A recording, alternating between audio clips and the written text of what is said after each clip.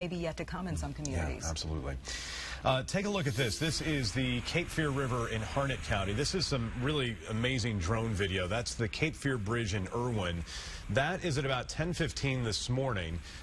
Governor Cooper calling this, as you've heard, an epic storm and an absolutely monumental disaster for our state. This is from Paul Jones from Pinnacle Productions. He put his drone up in the air, and it really helps us understand when we're talking about the flooding associated with the Cape Fear River, what we're dealing with here.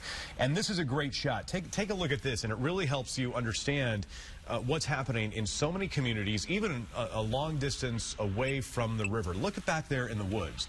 Look at all that floodwater. This is something when these rivers get above flood stage, the water has nowhere else to go, obviously. It can't just stay within the banks of the river. It's out of the banks, and look at that. It just goes for such a great distance around.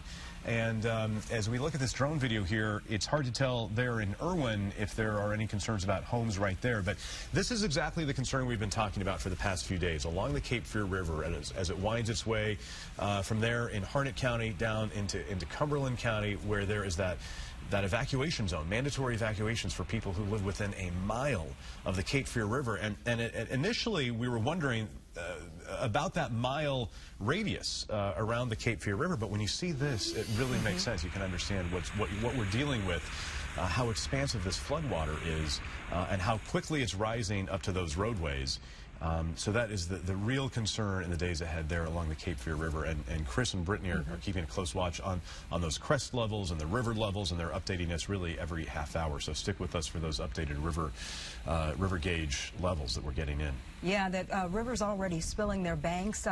Jonah was out by the Little River, and they had moved the gauge up higher there, and it's already up there.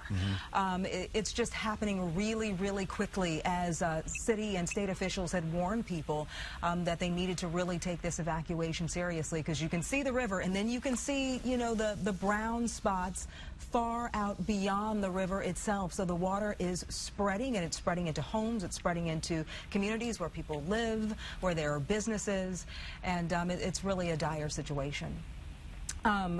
A lot of rain we got in the Triangle area last night, raining buckets overnight.